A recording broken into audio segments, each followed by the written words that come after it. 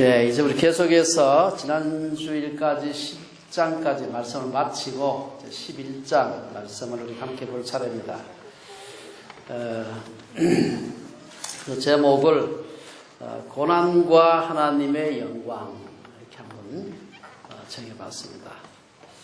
이 고난이라는 것이 하나님의 영광과 그리고 우리의 성도들의 삶에 어떤 관계가 있을까 그런 얘기. 그리고 믿음에 대한 의미도 오늘 특별히 이 나사로의 죽음을 통해서 우리가 다시 한번 점검해 볼 필요가 있다는 생각이 들었습니다. 여러분들이 아마 기억하시는 일본의 신학자 중에서 우찌무라 간조라는 분이 계세요. 이분은 지금부터 한 100여 년 전에 사신 분인데 이분이 사는 동안에 일본에 아마 19세기 말이었던 것 같아요. 일본에 굉장히 큰 가뭄이 들었습니다. 가뭄이 들었는데 이대로 가다가는 전혀 농사를 피농하고 소출을 하나도 거두지 못하겠다. 그래서 온 나라 사람들이 기우제를 지낸다, 구설한다 이렇게 하는데 그 중에 이제 소수의 기독교인 중에 우찌무라 간조 같은 기독교 지도자죠. 이분이 아이들과 함께 아침 식사 기도를 했습니다. 하나님, 우리나라에 비를 내려주셔서 이 가뭄으로부터 우리가 벗어날 수 있게 해주십시오. 그리고 하나님께서 우리에게 비를 주실 줄로 믿습니다 하고 기도를 했습니다. 식사 기도 때 그 식사 기도를 마치고 식사를 하고 이제 큰아이 둘째 큰아이가 6학년이고 둘째 아이가 3학년이었는데 아이들이 학교로 이제 가느라고 갔어요. 근데 6학년짜리는 그냥 나갔는데 3학년짜리가 나가다 말고 돌아서서 아버지 우산 이렇게 손을 내미는 겁니다. 그래서 야 날에 구름 한 점 없는데 무슨 우산이냐 하니까 야 이거 조금 전에 비 올 줄로 믿습니다 하고 기도했잖아요. 그러니까 우산 들고 가야 되죠. 그래가지고 아버지한테 우산을 받아들고 갔답니다. 그런데 정말로 그날 비가 와가지고 우찌무라 간조 선생이 야 내 믿음이 헛것이구나 하는 생각을 했다는 그 기록이 우찌무라 간조 선생의 이 얘기책에 나옵니다. 그래서 참 어린 아이의 얘기지만 믿음이라는 게 뭔가 하는 생각을 하는 그런 이 얘기입니다.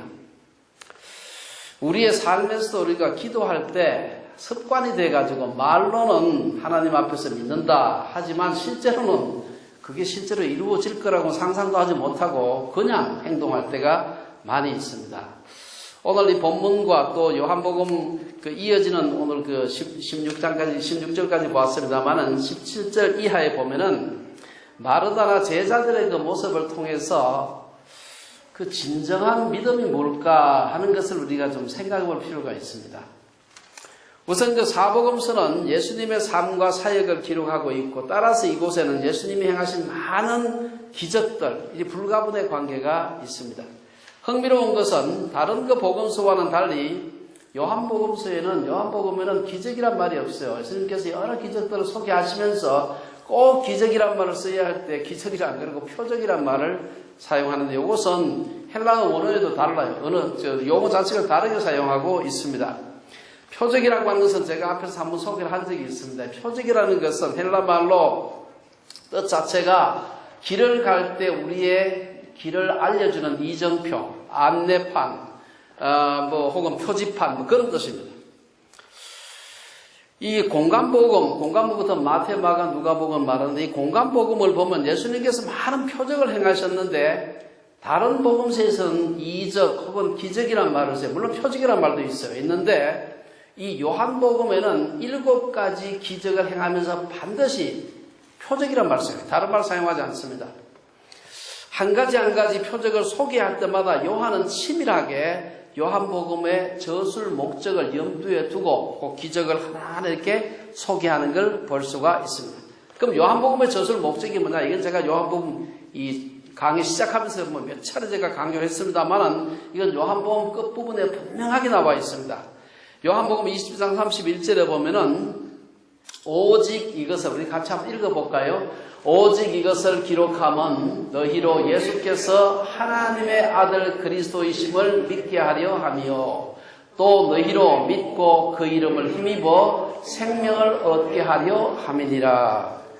이 목적을 위해서 요한은 예수님의 표적들은 물론이고 예수님의 다른 사역 예수님의 메시지들을 치밀하게 재구성하고 있습니다. 때로는 시간적인 순서를 바꾸기도 하고요. 그렇습니다. 예수님께서 요한복음에서 제시하고 있는 7가지 표적을 요약하자면 제가 간단하게 몇 가지 요약하면 우선 제일 먼저 나오는 표적은 요한복음 2장의 갈릴리 가나 혼인잔치에서 물로 포도주 만드는 거예요. 첫 번째. 두 번째, 4장에 나오는데 죽을 병에 걸린 왕의 신하의 아들을 고쳐주는 거. 세 번째는 예루살렘에서 38년 된 병자를 고치시는 것. 그 다음에 네 번째는 그 갈릴리 바다 건너편 베세다 광야에서 5,000명을 먹인 그 사건, 오병이어의 기적이죠. 다섯 번째는 갈릴리 바다, 풍랑이는 바다 위를 걸어오시는 표적. 다음 여섯 번째는 우리가 지난번에 10장에서 공부를 했습니다만은 날 때부터 맹인된 사람을 고쳐준 사건, 그리고 마지막 7번째가 오늘 11장에 나오는 죽은 나사로를 살리신 표적입니다.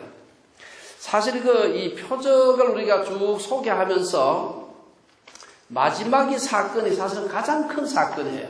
왜냐하면은 물론 안전뱅이를 일으킨다든지 소경이 눈을 뜨는 것도 큰 기적입니다만은 확실히 죽은 사람을 갖다가 일으킨 사건입니다. 우리가 복음서에 보면은 죽은 사람을 살린 얘기가 마태마가 요한복음 보면 세 번 나오는데, 한 번은 회당장 야이로의 딸을 살린 사건이고, 또 한 번은 나인성 과부의 아들을 살린 사건이고, 그리고 마지막은 오늘 요한복음 11장에 나오는 나사로를 살린 사건인데, 재미있는 것은 공간복음에서는 야이로의 딸을 살린 사건이나 혹은 나인성 과부의 아들을 살린 사건은 오늘 요한복음 나오지 않습니다. 이것도 굉장히 중요한 사건인데 안 나와요. 반면에 이 공간복음 마태, 마가, 누가의 요한복음은 이 나사로 사건이 엄청난 사건인데 전혀 소개가 안 됩니다. 그래서 이 두 개가 죽은 사람을 살린 세 사건에서 두 개 앞에 두 사건은 공간복음은 나오고 나사로 사건이 안 나오고, 요한복음에는 앞에 두 사건은 안 나오고 뒤에 나사로 살린 사건만 나옵니다. 요한이 몰라서 안 쓴 게 아니라 요한이 우리가 조금 전에 읽었던 요한복음 20장의 요한복음을 기록한 목적에 가장 부합한 사건이 뭐냐를 생각하면서 요한복음을 기록했다는 걸 볼 수가 있습니다. 그래서 우리가 이 본문에 나타나니까 나사로를 살린 사건, 왜 이것이 공간복음에는 안 나오고 요한복음에만 나올까? 우리 그냥 추측입니다만은 아마 마태, 마가, 누가복음이 요한복음보다 먼저 썼거든요. 아마 마태, 마가, 누가복음 쓸 때는 나사로가 살아있지 않았을까 한번 생각해 볼 수 있어요. 이거 하나의 가능성입니다. 또 한 가지 생각해 볼 수 있는 것은 마태, 마가, 누가복음은 예수님이 나셔서 자랐던 예수님의 고향 동네, 쉽게 말해서 갈릴리 동네에서 일어난 일들을 주로 기억을 하고 있어요. 그런데 요한복음은 대부분이 유대지방 예루살렘 인근에서 이루어진 일들을 집중적으로 기록하고 있습니다. 아마 그래서 그렇게 기록하지 않은 게 아닌가 하는 그런 생각을 해볼 수가 있습니다. 어쨌든 오늘 본문에 나타난 나사로를 살린 사건을 좀 더 자세히 살펴볼 필요가 있습니다. 우선 첫째, 베다니의 나사로 가족에 대한 조금 공부를 하는 것이 필요합니다. 베단이라고 하는 것은 예루살렘 동편, 감람산 동쪽 기슭에 있는 작은 마을이었습니다. 아마 제가 안 가봤지만 지금은 예루살렘 광역 예루살렘에 다 포함이 되어 있을 겁니다. 왜냐하면 그 중심지에서 불과 한 2km밖에 안 떨어져 있기 때문에 지금은 아마 그 도시가 커지면서 자연스럽게 예루살렘으로 포함이 안 됐겠나 싶습니다. 여기 보면 베단이라는 말은 문자적으로는 벳 하는 말은 집이라는 뜻입니다. 베들레헴 하면 빵집, 떡집. 아니는 가난한 사람의 가난하다 뜻입니다. 그래서 가난한 사람을 구휼하는 기관이 거기에 있었지 않았을까 생각할 수 있어요. 그래서 베단이라는 이름이 여기만 나오는 게 아니고 또 다른 베단이도 성경에 보면 있는 것을 볼 수가 있습니다. 여러분 지금 앞에 지도가 보이는지 모르겠습니다. 빨간 표시를 다행히 해놓으셔서 감사한데요. 베단이라고 하는 도시를 동네를 보게 되면은 바로 예루살렘이 있고 그 옆에 벳바게가 있고 그 바로 옆에 붙어가지고 베단이라고 하는 동네가 하나 있어요. 보입니까? 예. 그 거리가 예루살렘이라고 점 찍어 놓은 데서 베다니까지는 불과 한 2km 조금 넘는 그냥 한 30분 정도 걸어가면 되는 그런 거리예요. 그런데 가운데 이제 쭉 있는 것이 요단강인데 요단강 동편에 보면 또 하나 베다니가 있어요. 저기 보면 베다니라고 하나 보이죠? 저 베다니는 요단강 동편 베다니입니다. 저기서 처음에 세례 요한이 그 세례를 주고 요단강가에서 세례를 줄 때 주로 베다니 요단강 동편 베다니에 본거지를 두고 사람들에게 세례를 주었습니다. 그래서 저 베다니라고 하는 것은 오른쪽에 있는 베다니는 지금 예수님이 오늘 이 말씀을 하실 때 원래 계셨던 베다니고 왼편에 있는 서편 베다니는 나사로 가족이 살던 베다니입니다. 요거를 헷갈리지 않고 잘 보셔야 되는데, 그래서 예루살렘에서 베다니까지는 나사로가 사는 데까지는 불과 한 2km밖에 안 되지만 이 베다니에서 서편 베다니에서 동편 베다니까지는 한 40km 정도 돼요. 그래서 걸어가려면 하루 정도 걸리는 그런 길입니다. 요 배경을 염두에 두시고 여러분들이 오늘 말씀을 보는 것이 중요합니다. 서쪽 베다니의 나사로 가족은 당시에 예수님을 메시아로 믿었던 소수의 성도들 중에 있었습니다. 아마 나사로의 부모님은 먼저 세상을 떠난 것으로 보이고 이 과연한 두 여동생과 나사로 오빠가 사실 나사로가 오빠인지 남동생인지 확실하지 않는데 어쨌든 오라버니라고 우리말에 번역이 되어 있습니다. 이 세 남매가 나이가 10대가 아닙니다. 아마 20대 중후반 어쩌면 30대 초반일지도 몰라요. 관연한 이 두 남매와 아들이 오빠가 한 집에 근데 살고 있는 걸 보면은 조금 무슨 곡절이 있는 집안 같지 않습니까? 이게 어떻게 결혼할 때가 됐는데 결혼도 안 하고 이렇게 세 남매가 이렇게 같이 산다. 하여튼 성경은 거기에 대해서는 얘기는 하고 있지 않는데 하여튼 무슨 곡절이 있는 것 같아요. 하지만 이들은 경제적으로는 약간의 아마 여유가 있었던 것 같아요. 요한복음 12장, 우리 다음 11장 공부하고 12장에 보면은, 거기 보면은 지극히 비싼 향유 곧 순전한 나드 한 근을 가져다가 예수의 발에 붓고 자기 머리털로 예수님의 발을 씻었다는 얘기가 나와요. 흥미로운 것은 오늘 이 사건이 요한복음 12장에 나오는데 이 사건을 오늘 11장 2절에서 보면 뭐라고 얘기하는가 하면 이 마리아는 11장입니다. 오늘 읽었어요. 우리가 11장 2절에 보면 이 마리아는 향유를 주께 붓고 머리털로 주의 발을 닦던 자요. 병든 나사로는 그의 오라버니라. 이렇게 나와 있어요. 무슨 얘기입니까? 12장에 나오는 사건을 11장에서 언급하고 있어요.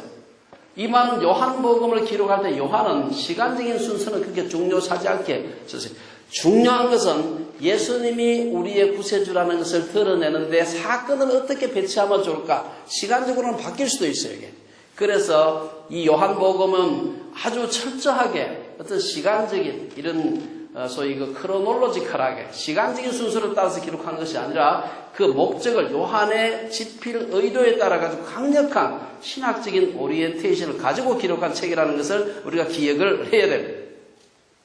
어쨌든 나사로 가족은 예수님과 특별한 관계가 있었습니다. 예수님께서는 갈릴리 출신이었습니다. 그래서 갈릴리 촌동네죠. 그 촌동네에 있다가 예루살렘에 오게 되면은 그 할 때가 마땅치 않아요.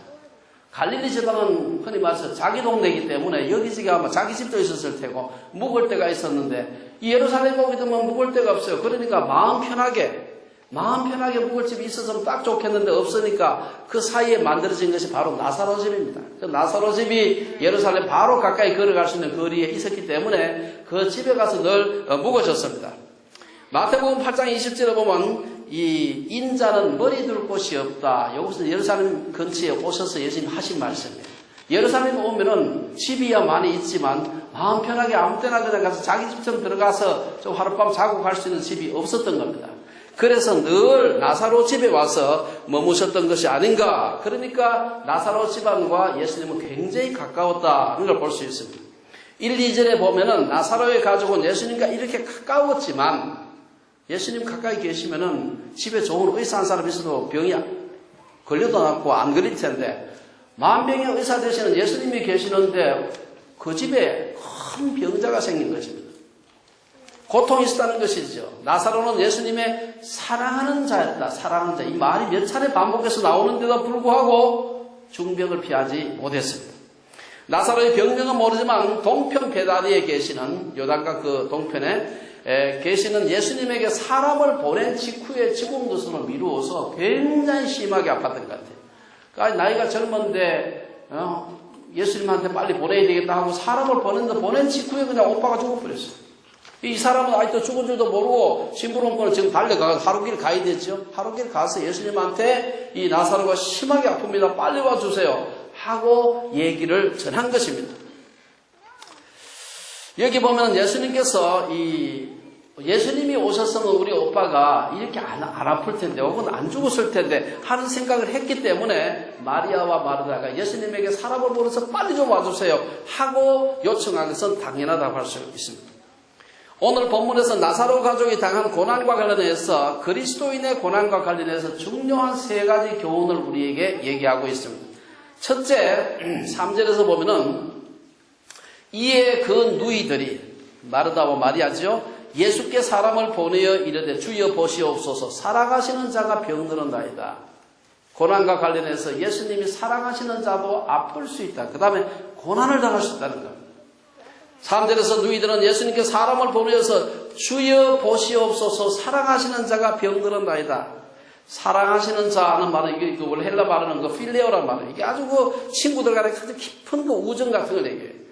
그냥 안 게 아니고요. 굉장히 가까운 친구로서 가깝게 서로 사랑하며 알았던 관계입니다. 5절에도 보면은 예수께서 본래 마르다와 그 동생 나사로를 사랑하시더니 말이 나오고 11절에 보면은 예수님이 친히 우리 친구 나사로가 잠들었도다. 오늘 본문은 아니지만 저 뒤에 36절에 가보면은 나사로가 죽은 것을 보고 예수님이 눈물을 흘리셨어요. 그러니까 그걸 보고 유대인 같은 거 동네 사람들입니다. 유대인들이 보라 그를 얼마나 사랑하셨는가. 이 동네 사람들이란 말입니다. 그러니까 요한이 보기에도 요한복음을 기록했던 요한이 보기에도 동네 사람들이 보기에도 예수님의 말 속에서도 예수님과 나사로 혹은 나사로의 가족은 특별한 관계였어요.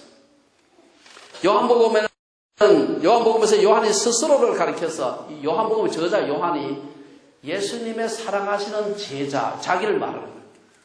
자기 스스로 나는 예수님에서 사랑받고 있는 사람이야 하고 이 요한복음 기록하면서 자기 이름 쓰기 좀 민망하니까 예수님이 사랑하시는 그 제자가 앞서 뛰어갔다. 이런 표현이에요.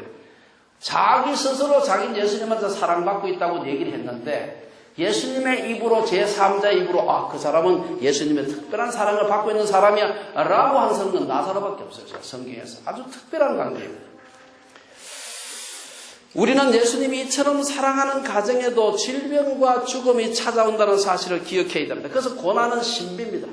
하나님이 사랑하시고 만병의 치료자가 되시는 분인데 어떻게 그런 사람에게 이런 고난이 닥칠까? 이런 큰 그 중병이 걸리게 될까? 여러분 성경에 보면은 하나님이 사랑하는 자라고 해서 고난이 안 닥치는 게 아니에요.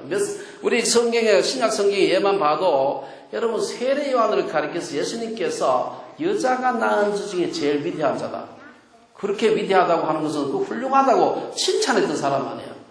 그런데 그 세례 요한이 어떻게 됩니까? 헤롯 안티파스한테 못 빼줘요. 그것도 연회장에서 뭐 장난치는 희롱질 하다가. 복음에 충성스러웠던 스데반은요, 돌에 맞아 죽었습니다. 그 사람이 뭐 잘못해서 죽은 게 아니에요. 요한의 형제 야고보가 또 있습니다. 이도 또 헤롯한테, 이 헤롯은 그 안티파스가 아니고 아그리파 헤롯인데, 아그리파 헤롯한테 칼에 죽었어요. 이외에도 하나님의 큰 사랑을 받았던 수많은 인물들이 큰 무기영화는 안 누려도 고난은 안 당해야 되지 않나 생각하는데 성경에 보면 수많은 하나님의 사랑을 받았던 인물들이 고난을 당하는 것을 많이 봐요. 성경뿐 아니고 교회사에서 많이 나옵니다. 그래서 우리는 베드로는 그래서 너희 믿음의 확실함은 불로 연단하여도 없어질 금보다 더 귀하여 예수 그리스도께서 나타나실 때에 칭찬과 영광과 존귀를 얻게 할 것이니라. 하나님은 귀히 쓰기를 원하는 자들을 고난의 영광도에 넣어서 정결하게 하신다는 겁니다. 이 고난의 신비입니다. 그러면 그런 고통의 풀부 가운데 있어서 우리는 있을 때 우리가 무엇을 해야 되는가? 이럴 때 우리는 주께 우리의 사정을 아뢰어야 돼요. 우리를 사랑하시는 주님께 기도해야 한다는 말입니다. 3절에 보면 두 누이 마리아와 마르다가 예수님께서 사람을 보냈던 것처럼 우리도 예수님께 우리의 사정을 아뢰어야 돼요. 바울은 빌립보 성도들에게 아무것도 염려하지 말라. 그리고 오직 모든 일에 기도와 간구로 너희 구할 것을 감사함으로 하나님께 아뢰라 그랬어요. 우리가 때로는 실직으로 인한 고통을 당하기도 하고요. 때로는 믿었던 사람에게 배신당하기도 하고 경제적인 고통, 건강상의 고통, 자녀를 기르면서 겪는 고통들, 인간관계에서 겪는 고통, 불확실한 미래로 인한 여러 가지 고통. 믿음 좋은 사람들도 고통을 당한다는 사실을 알아야 돼요. 인생의 광야를 지나면서 환란이 닥치거나 어려운 일이 있을 때 우리는 두려워하거나 염려하기 전에 무조건 기도해야 돼요. 보시옵소서. 사랑하시는 누구누구가 경제적으로 아주 어렵습니다. 보시옵소서. 주님께 우리의 사정을 알아야 돼요. 시편 기자는 그래서 환난날에 나를 부르라고 했습니다. 우리가 어려울 때 그 사람은 뭐 평소에 교회도 잘 안 나오다가 애가 대학식 떨어질까 새벽기도 나오더라고요. 욕하면 안 됩니다. 욕하면 안 돼요. 어려운 일이 있을 때 주님께 나오는 게 마땅하다. 어려움 당해너도 안 나온다. 이러면 이게 정말 문제가 되는 거지. 그래서 모든 하나님이 사랑하는 사람들에게도 고난이 있다는 사실. 두 번째, 고난은 하나님의 영광을 위한 것이다. 4절에 한번 보시기 바랍니다. 4절에 보면 예수께서 그 말을 들으시고 이 병은 죽을 병이 아니라 하나님의 영광을 위함이요 하나님의 아들이 이로 말미암아 영광을 받게 하려 함이다. 마리아와 마르다로부터 전가를 받으신 예수님의 첫 반응은 4절에서 이 병은 죽을 병이 아니다. 하나님의 영광을 위함이다. 이렇게 얘기를 하는 겁니다. 그리고는 의도적으로 이 동편 베다니에서 빨리 가서도 하루길 걸리는데 안 가시고 이틀을 더 지체하셨습니다. 사랑하는 자가 병들었다면 빨리 가셔야 되지, 뛰어가셔야 되지. 왜 지체하셨을까? 우리가 이유는 잘 몰라요. 성경에 안 나오지만 아마 예수님께서 하나님께 기도하면서 주의 뜻이 뭘까? 하나님 뜻이 뭘까? 성부 하나님 뜻이 뭘까? 그 고민하지 않았을까 싶어요. 어쨌든 예수님이 지체하는 동안에 나사로는 죽었습니다. 4절에서 보면 이 병은 죽을 병이 아니라 그랬는데 그냥 죽어버렸어요. 여기서 우리가 기억해야 될 것은 영광이란 말입니다. 영광. 이것은 이 죽을 병이 아니라 하나님의 영광을 나타낼 병이다. 이 말에는 우리는 하나님이 우리에게 주시는 고난의 의미와 목적을 알 수가 있습니다. 비슷한 말이 요한복음 9장에 우리가 공부한 부분입니다. 9장에 보면 날 때부터 맹인된 자를 고쳐 주실 때도 등장하는데 여기 보면은 이 사람이 날 때부터 맹인된 것이 누구의 죄입니까? 했을 때 예수님 하신 말 기억하시는 여러분들? 예수님께서 말씀하시기에 이 사람이나 그 부모의 죄로 인한 것이 아니라 그에게서 하나님이 하시는 일을 나타내고자 하시는 죄가 있어서가 아니고 하는 뜻이 있다는 거예요. 고난의 뜻이 있다는 겁니다.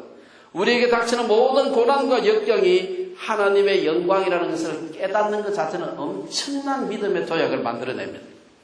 때로는 자신의 연약함과 실수 때문에 당하는 고난조차도 하나님께서는 그분의 영광을 위해서 사용하실 때가 있습니다. 믿음이 좋은 그는 간절히 우리가 기도했지만 그 기도를 통해서 금방 병이 안 낫고요. 오히려 그걸 통해서 하나님의 영광이 드러날 때가 있습니다. 잘 알려진 얘기입니다만은 여러분 그 일랜드의 박성수 사장 간증을 제가 들은 적이 있습니다. 그분이 그 대학을 졸업할 때쯤인지 뭐 해가지고 아주 그 불치에 근무력증에 걸리지 않습니까? 믿음이 좋았으니까 열심히 기도했겠죠. 그리고는 근무력증이 점점 근육이 없어지고 힘이 없어지는 겁니다. 그러다 나중에 가서 연필도 못 들어가 죽어버리는 거예요. 그 병을 앓고 있으면서 자기는 원래 기업을 해서 정말 기업가가 되고 싶은데 기업가는커녕 일어날 수가 없는 겁니다. 누워있으면서 할 일이 뭐가 있겠어요? 그 신문 보고 신문에 좋은 기사 있으면 스크랩 해놓고 또 좋은 무슨 경영학책이 있으면 또 그것도 읽어보고 그 외에는 할 게 없어요. 그러다가 5년 정도 투병하고 난 뒤 하나님께서 기적적으로 그 병을 고쳐주셨어요. 제가 우리 박 사장님하고 한번 그 일랜드 그 연수 가가지고 방을 같이 한번 쓴 적이 있습니다. 제가 그 생생한 그 얘기를 들었어요. 저쪽에 지금 익산 쪽이죠. 어느 한의원에 가서 고쳤다는 얘기를 제가 들었는데 아주 드라마틱하게 그 병을 고치게 됩니다. 그리고 한 10여 년 정도 일랜드를 창업하시고 뭐 기업을 열심히 경영하시고 그러고 난 뒤에 한 10여 년 정도 지나서 그분이 이 사랑의 교회에서 내는 일종의 회지가 있어요. 우리라고 하는 회지가 있어요. 그 회지에다 쓴 간증이 있어요. 제가 그걸 조금 읽어드릴게요. 왜 하나님께서 이런 불필요한 것처럼 보이는 어려운 상황을 주셨을까 생각해 보았습니다. 제가 미처 모르는 사이에 하나님께서는 저에 대한 계획을 갖고 계셨다는 것과 그 일을 위해 저를 준비시켜서을 깨닫게 되었습니다. 성공적인 기업 경영을 하기 위해서는 두 가지의 준비가 꼭 필요했습니다. 한 가지는 기업을 하나님의 뜻대로 정직하게 경영할 수 있는 신앙을 준비하는 것이고 또 한 가지는 다방면에서 많은 사람을 지도하기 위해 광범위한 지식을 준비하는 것이었습니다. 하나님은 병중에서 이 두 가지를 시키셨다는 사실을 깨닫게 되었습니다. 5년 동안 읽었던 책과 모든 자료들이 그 뒤에 10년 동안 회사를 경영하는데 꼭 필요한 기본적인 재산이 되었던 것입니다. 질병도 그것이 죄로 말미암지 않았다면 하나님의 귀한 은혜인 것을 다시 한번 깨닫고 있습니다. 하나님이 주신 모든 것은 귀한 것입니다. 장애물은 하나님의 뜻 안에서 훌륭한 기회가 됩니다. 더 긴 얘기입니다만 제가 부분만 잘랐습니다. 그래서 두 번째 고통은 하나님의 영광의 도구 혹은 통로가 될 수 있습니다. 세 번째, 하나님께서 우리가 기도하더라도 내 입의 혀처럼 좀 말 좀 들어줬으면 얼마나 좋겠어요. 근데 그렇지 않고 하나님은 자기 뜻대로 응답하신다는 겁니다. 오늘 5절에서 7절 한번 보시기 바랍니다. 5절에서 예수님은 마르다와 그 동생과 나사로를 사랑하셨지만 6, 7절에서 나사로가 병들었다는 걸 들으신 후에도 그 계시던 곳에 이틀을 더 유하시고 그 후에 제자들에게 이제 유대로 가자. 가신 거예요. 예수님은 왜 나사로와 그의 가족들에게 그렇게 사랑하시면서도 그 중병이 걸렸다는 얘기를 듣고 곧바로 베다니로 가지 않았을까?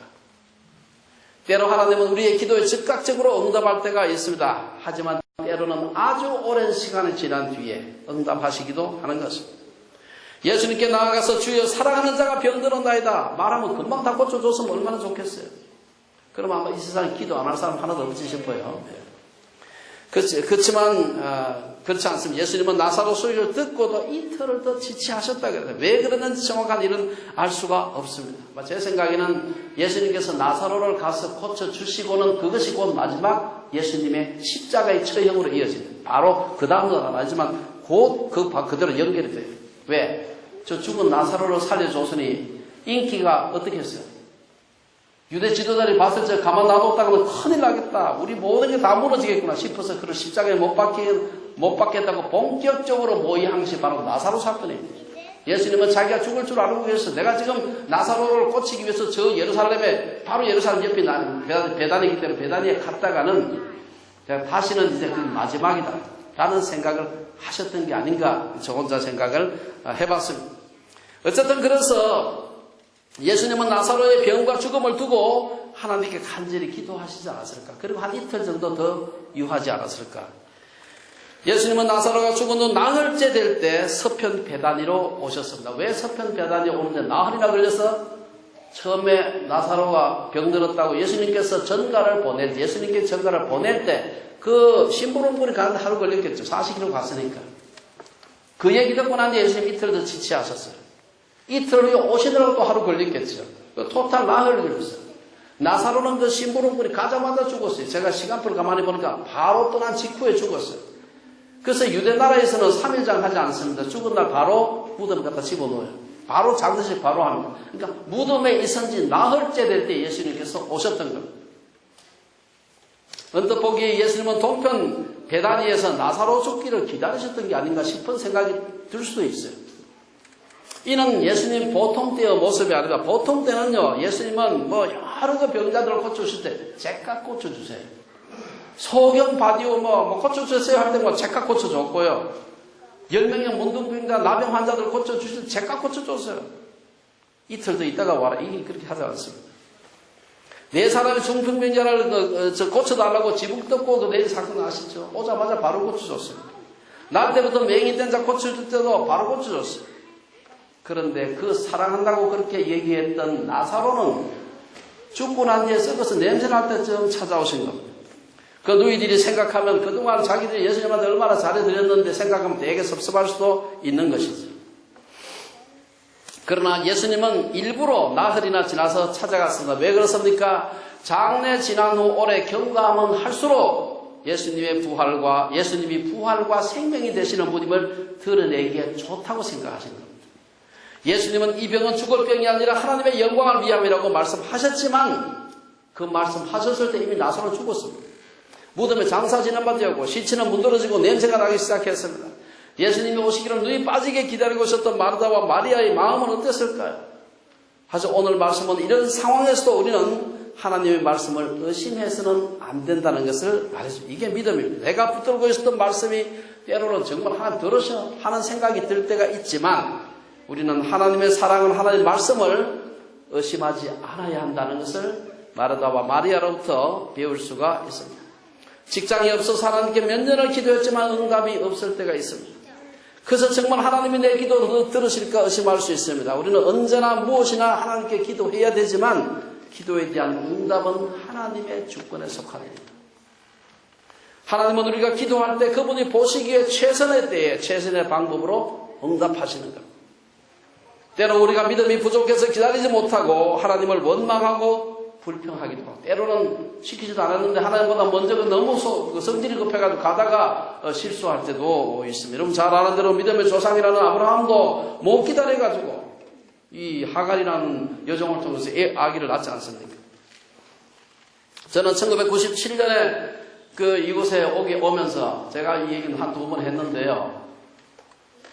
앞으로 아마 한 10년 계시면 아마 한 1~8번 더 들어야 되는 예고합니다. 여러 차례 더 들어야 됩니다. 1997년 10월에 오랜 고민과 기도를 한 후에 뷰를 시작하겠다고 우리 국립대 정교수직을 사직을 했습니다. 이렇게 대단한 결단을 했으면 앞이 탄탄하게 확 펴져야 될 거 아니겠어요? 그런데 사표를 내자마자 2주 후에 IMF가 터졌어요. 아시겠지만 그냥 달러가 다락처럼 올라가기 시작, 달러가 가만히 있어도 시원찮은데 다락처럼 올라가기 시작을 했습니다. 엑스에서는 뷰 프로젝트를 제가 이메일을 보냈지만 이거 지금 있던 학생들 학부의 ESL 학생들 다 돌아가는데 무슨 또 새로운 한국 프로그램이냐, 보류하자. 저는 사표내고 지금 왔는데 돈이 없이 밴쿠버에서 버나비에서 새 집을 살면서 400일을 실업자로 보냈습니다. 한치의 앞도 바라볼 수 없는 사망의 엄청난 골짜기를 지나면서 도대체 IMF를 향하신 하나님의 뜻이 뭘까? 내가 잘못해서 IMF 터진 건 아니잖아요. 근데 이게 왜 무슨 뜻일까? 하지만 제가 여러 해 지나면서 IMF를 향하신 하나님의 뜻을 제가 알게 되었습니다. IMF가 없었다면 아마 지금 뷰는 존재하지 못했을지도 모릅니다. 왜냐? IMF 기간 동안 제가 이 뷰를 세우기 위해서 또 전국 돌아다니면서 3억을 모금을 했는데 가지고 나올 수가 없지. IMF 돈 안 바꿔줬어요. 할 수 없이 우리 재무 담당하는 우리 어느 교수님한테 맡겨놓고 당신 알아서 잘 투자해라 하고 맡겨놓고 나와서 잊어버렸죠, 저는. 근데 여러분 아시겠지만 IMF 기간 동안 한 2~3년 동안 은행 이자가 25%씩 붙어요. 연리가. 그건 저는 잘 몰랐어요. 한참 뒤에 가니까 우리가 모금한 돈에 한 배 반이 모여있어. 한 2~3년 뒤 2.5년 정도 지나서 가니까 그 돈 가지고서 뷰를 12년을 운영을 했어요. 처음에 계속 적자니까요. 그 돈 다 떨어질 때 하고 뷰가 간신히 최소한의 인건비를 주면서 뷰를 갖다가 재정적인 적자, 바깥에 이 돈을 내주지 않고도 할 수 있는 상태가 딱 되었을 때 전화해서 얼마 남았냐 물어보니까 하나도 없대. 이자까지 다 썼대요. 정말 그게 2012년 정도의 일입니다. 아마 IMF가 없었으면 아주 곤란한. 근데 저는 그때는 그걸 전혀 몰랐죠. 왜? 내가 이 큰 결단을 했는데 하나님께서 왜 길을 대로로 확 열어주시지 않나 싶었는데 하나님께서 더 큰 뜻이 있었던 겁니다.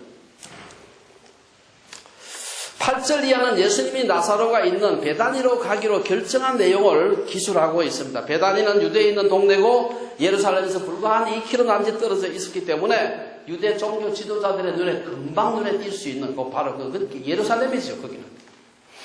제자들은 직전 수전절에 10장에 나오는 얘기입니다. 수전절에 예수님이 성전에 올라갔을 때 당한 일을 기억하고 있었습니다. 예수님께서 하나님의 아들이다, 내가 하나님과 하나다 라고 얘기하니까 유대인들이, 주로 바리새인들입니다만 돌로 쳐 죽이려고 그랬어요. 그거를 옆에서 제자들은 생생하게 보았고 그거 본 지 얼마 안 됐어요. 그 성경에 보면 좀 전에도 예수님께서 저들이 예수님을 죽이려고 했는데 또 가시겠습니까?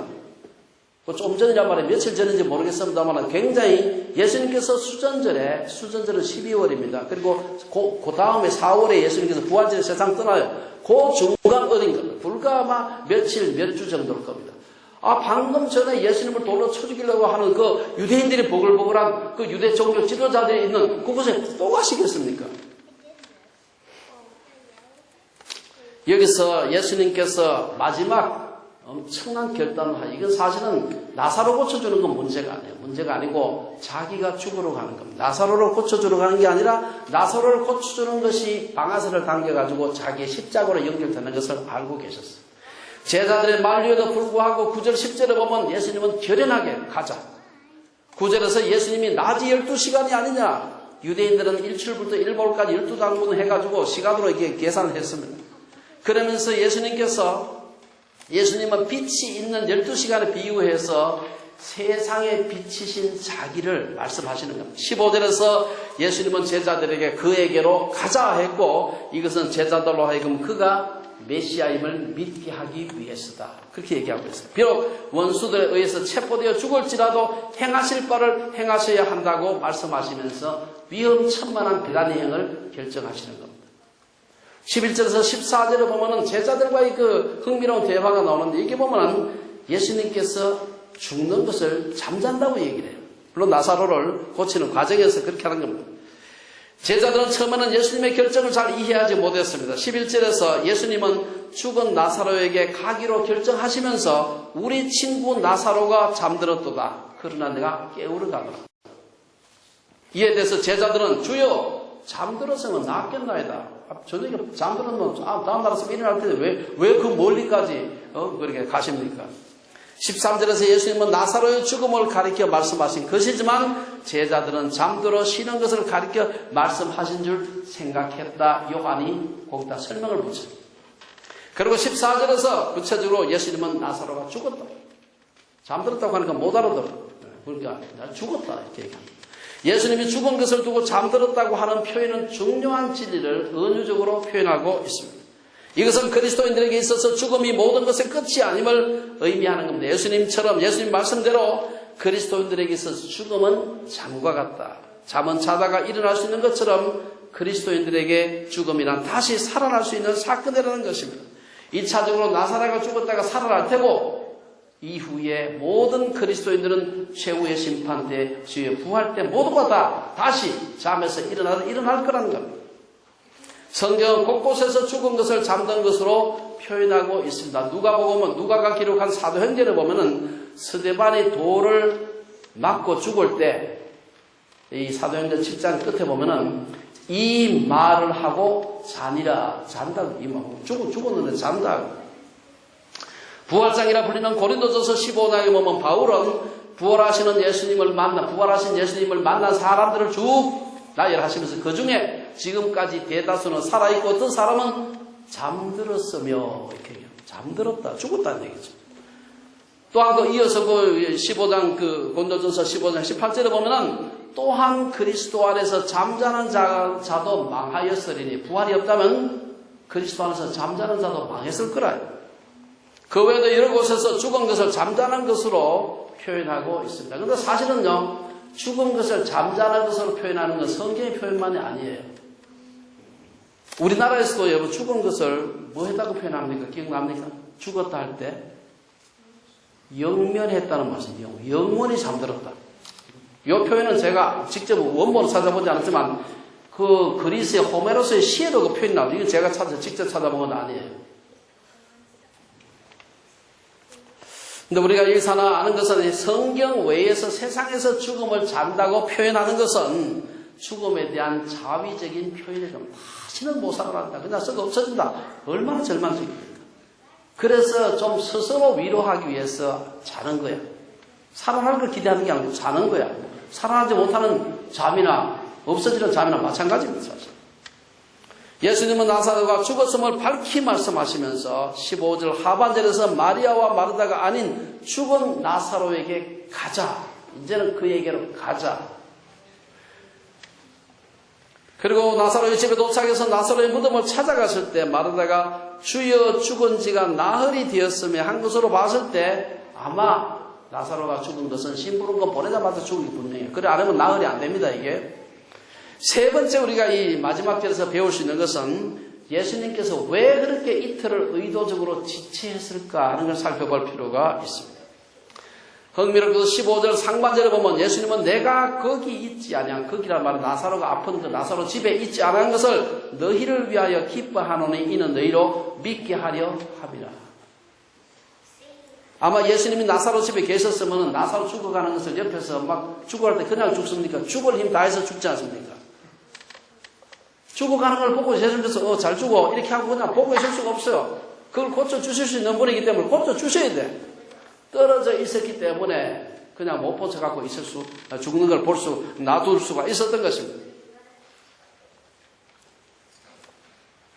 예수님은 의도적으로 나사로의 임종현상에 계시지 않았던 게 아닌가 생각해 볼 수 있습니다.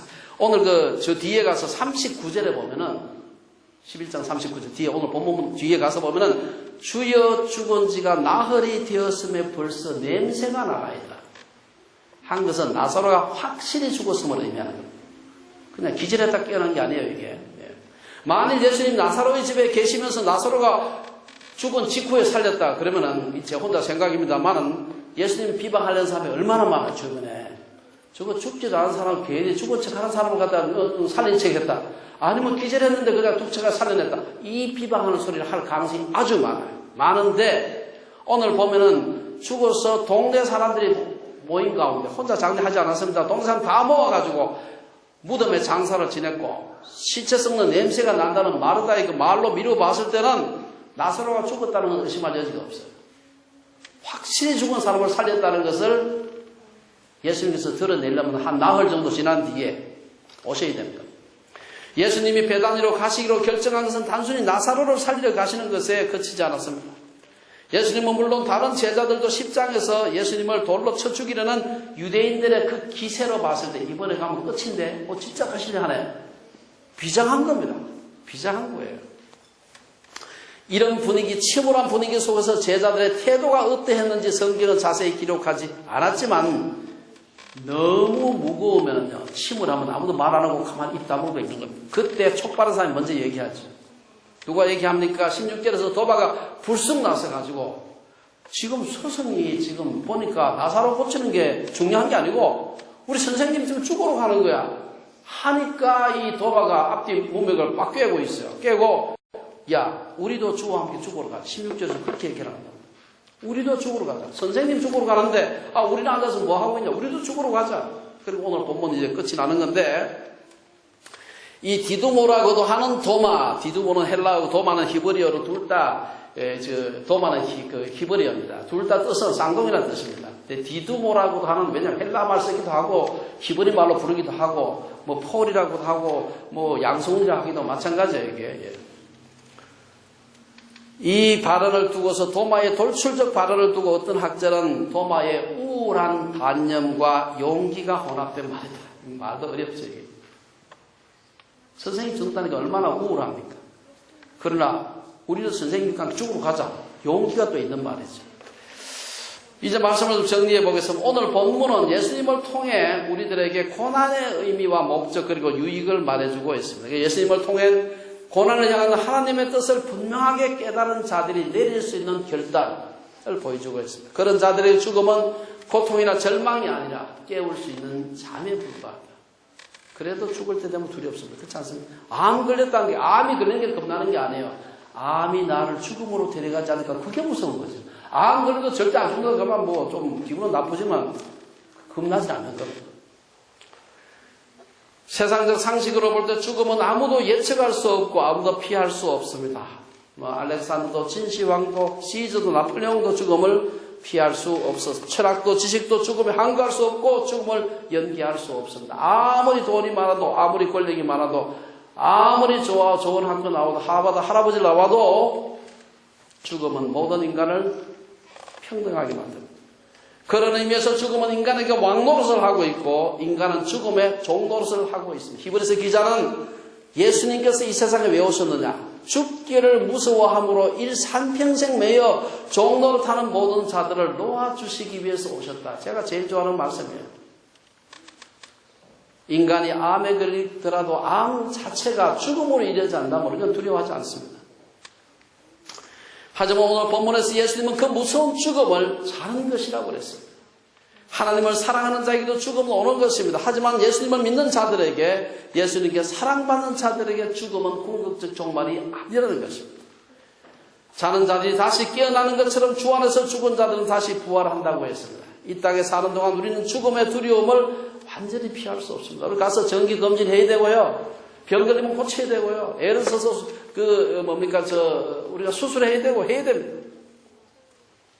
하지만 부활의 소망은 세상의 어떤 위로보다도 어떤 좋은 보약보다도 인간 실존의 근원적인 위로가 되는 것입니다.